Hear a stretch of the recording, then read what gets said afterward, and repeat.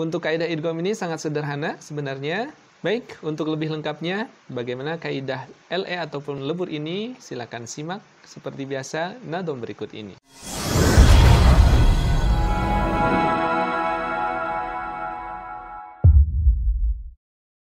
Bismillahirrahmanirrahim. Assalamualaikum warahmatullahi wabarakatuh. Alhamdulillahirabbil alamin. Sahabat belajar Qur'anku yang dirahmati Allah Subhanahu wa taala. Senang sekali saya Cecep Hermawan kembali bisa menyapa sahabat Al-Qur'an dalam program pembelajaran tajwid yang mudah dan menyenangkan melalui metode The Simple. Alhamdulillah, pada kesempatan ini kita akan melanjutkan ke kaidah yang terakhir, yaitu kaidah L dan E kecil atau yang disebut dengan kaidah lebur. Bagaimana? Kaidah-kaidah sebelumnya sudah dipraktikkan dengan baik, mudah-mudahan dipraktikkan, kemudian dikenali. Tentu saja jangan sampai lupa untuk menggunakan kaidah tajwid The Simple tersebut ketika kita bertilawah ataupun bertadarus Al-Qur'an. Baik, untuk lebih lengkapnya bagaimana kaidah LE ataupun lebur ini, silakan simak seperti biasa nadom berikut ini. Hukum idgham dileburkan bila huruf sukun dibacakan bertemu dengan huruf tasydid. Bagaimana? Mudah bukan? Untuk kaidah yang terakhir yaitu hukum idgham.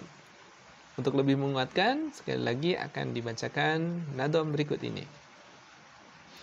Hukum idgham dileburkan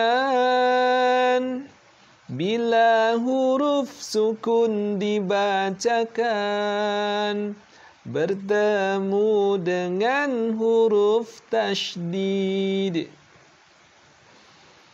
Baik, untuk kaidah idgham ini sangat sederhana sebenarnya, yaitu ketika kita menemukan huruf sukun bertemu dengan huruf yang berharokat tasydid.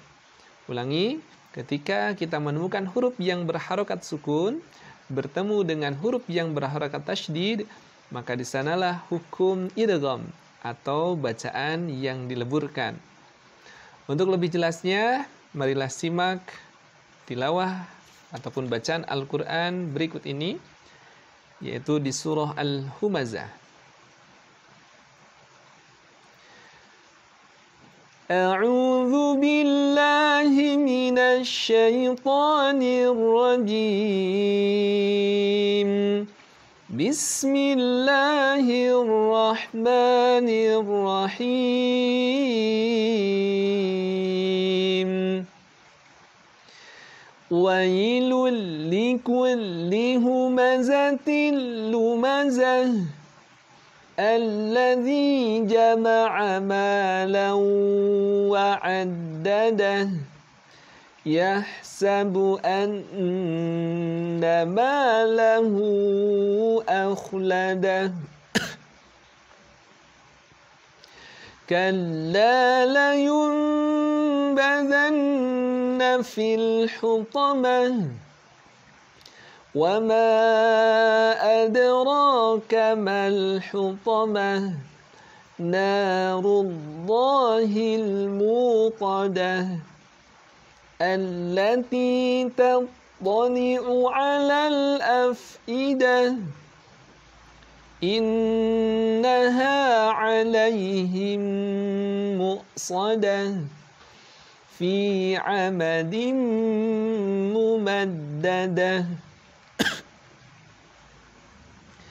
Baik, kita lihat di dalam Al-Quran surah Al-Humazah kita temukan huruf sukun bertemu dengan huruf yang berharokat tasydid, tepatnya di ayat yang ke-8. Ada pada lafaz alaihim muqsadah. Mim sukun bertemu dengan huruf mim yang berharokat tasydid. Ini adalah contoh yang mewakili kaidah idgham atau lebur. Dan juga contoh yang lain yang tadi belum disampaikan adalah bagaimana huruf sukun ini dibacakan dengan dengung ataupun tidak ketika dileburkan pada huruf yang ada di depannya. Untuk lebih mendalaminya, maka sahabat belajar Quranku tentu harus mengenali kaidah-kaidah sebelumnya, yaitu kaidah hukum gunnah. Ketika ada mim bertasydid atau nun bertasydid, ada yang asli, ada yang dipengaruhi oleh huruf tanwin atau huruf nun sukun atau bahkan huruf-huruf yang lainnya. Maka di sana tidak hanya dileburkan tetapi juga harus disertai gunnah, tahan 2 harokat. Terkhusus untuk nun sukun atau tanwin ada pembahasan tambahan yaitu hukum idgham bi gunnah. Untuk lebih lengkapnya silakan simak nazm berikut ini. Hukum idgham dileburkan bila huruf nun sukun atau tanwin dibacakan bertemu dengan huruf idgham. Huruf idgham yaitu yana, ma, wa, la, dan ra. Yana, ma, wa, la, dan ra. Baik, ini sebagai tambahan untuk menguatkan kaidah idgham pada nun sukun atau tanwin, yaitu ketika ada nun sukun atau tanwin bertemu dengan huruf-huruf idgham. Ada ya, na, ma, wa, la, dan ra, atau ya, nun, mim, lam, dan ra. Ya, nun, mim, waw, lam, dan ra. Dan tadi di dalam Quran surah Al-Humazah bisa kita lihat, misalkan contoh wailul likulli.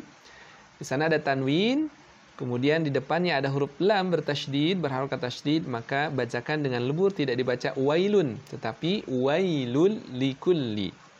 Kemudian ayat kedua juga ada lafaz malan bertemu dengan wawu, malawa. Maka kaidahnya leburkan. Baik, bagaimana? Mudah mengenali kaidah lebur, intinya setiap ada huruf yang bertanda sukun bertemu tasydid atau nun sukun tanwin bertemu dengan huruf di depannya tasydid, maka leburkan. Dan ada 2 kaidah lebur yang disertai dengan gunnah, tahan 2 harokat ketika ada nun, mim bertasydid atau waw dan iya bertasydid ketika diawali nun sukun atau tanwin. Insyaallah nanti akan didalami dalam pembahasan bab gunnah ataupun idgham secara khusus. Namun tips untuk mudahnya bagaimana untuk hukum meleburkan yang didengungkan atau tidak, cukup sahabat belajar Quranku menggunakan Al-Quran hafazan perkata yang dilengkapi dengan kaidah simbol tajwid berwarna.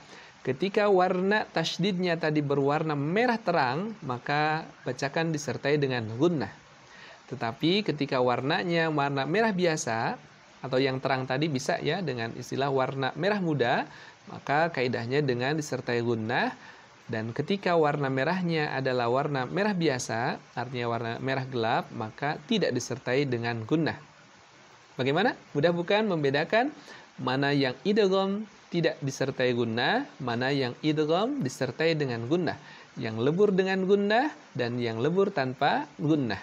Mudah-mudahan dengan memahami Al-Quran hafazan perkata dengan metode tajwid berwarna ini semakin memudahkan kita di dalam membedakan kaidah tajwid yang satu dengan kaidah tajwid yang lainnya.